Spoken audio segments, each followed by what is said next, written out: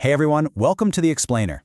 We're diving into something today that, let's be honest, probably keeps a lot of us up at night. It's one of those massive, hotly debated financial dilemmas where our emotions, our guilt, and our fear of missing out usually end up in a bare-knuckle brawl with the cold, hard facts. But today, we're leaving the emotion at the door and letting objective math settle this debate once and for all. So, picture this scenario. You're sitting down, looking at your budget, and you realize, hey, I've got exactly $500 a month to spare. What do you do with it? Do you completely crush that debt, or do you start planting seeds in the stock market? It sounds like a pretty simple choice, right? Well, here's the crazy part. What your gut is screaming at you to do, maybe out of a desperate need to be debt-free, or maybe just pure FOMO from watching the market go up, is often dead wrong compared to what the actual numbers dictate. So we're going to run the math together. All right, here's our roadmap for taking the emotional guesswork out of all this. First, we'll hit the interest rate showdown. Then, we'll look at when investing actually wins. After that, we'll break down 4 crucial decision factors, and we'll wrap the whole thing up with the hybrid wealth strategy. So let's kick things off with Section 1, the interest rate showdown. This is the foundational math you absolutely need to know as your compass. First up, we've got to talk about the bad news. 20%. Yeah, yikes. That represents the staggering and honestly crippling cost of average credit card debt. If you're carrying a balance month to month, this is the massive hurdle you're up against. And personal loans aren't too far behind, usually sitting right around 15%. This kind of debt, it's literally a giant financial anchor aggressively dragging your wealth down every single day. So lock that 20% number in your head for a second. Now, contrast that heavy anchor with an entirely different set of numbers, 7 to 10%. Historically speaking, this is the expected average annual return for broad stock market investments. It is fantastic for building wealth over the long haul, right? But what happens when you force these two numbers to fight it out in the same room? Well, look at this. If your toxic debt is draining you at 20%, but your investments are only making an expected, say, 8%, you are essentially trying to run up a down escalator. It's an exhausting, losing battle. Paying off that 20% debt first is a guaranteed 20% return on your money, simply because you're stopping those interest charges dead in their tracks. It is an absolute mathematical slam dunk. But, it's not always quite that black and white. Let's move to Section 2, when investing actually wins, because we are about to completely flip the script. This is exactly where our gut instincts really start playing tricks on us.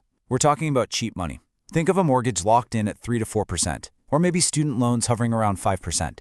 If this is the debt you're dealing with, the math shifts entirely. Why? Because while you're paying that super low rate, inflation is just humming along in the background, actively eating away at the real value of what you owe over time. Crazy as it sounds, inflation is actually doing you a favor here. When your debt is this cheap, rushing to pay it off could literally cost you hundreds of thousands of dollars in missed opportunities. To really put that into perspective, just look at the staggering visual impact of compounding right here.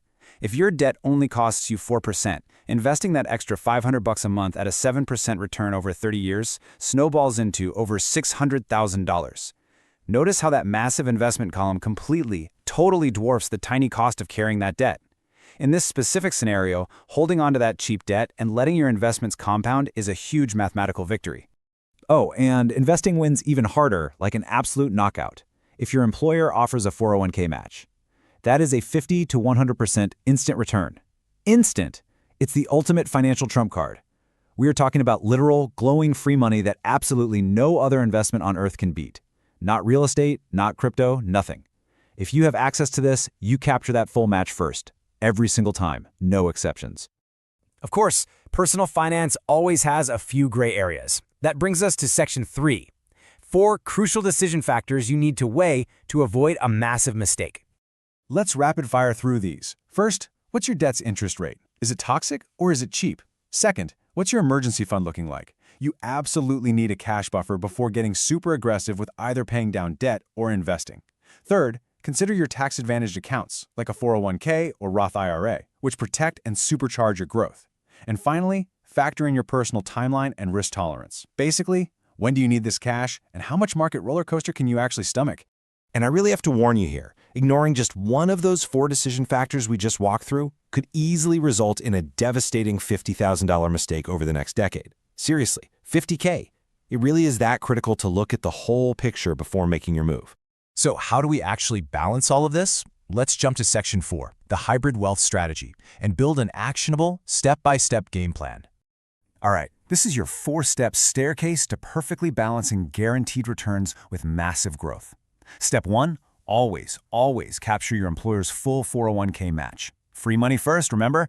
Step 2, aggressively attack and pay off any high-interest debt, anything above that 7 to 8% threshold, because it's costing you more than you can safely earn in the market. Step 3, max out your Roth IRA for that sweet tax-free growth. And finally, Step 4, take any leftover cash and direct it toward your remaining lower interest debt or taxable investments, depending strictly on the math of those exact rates.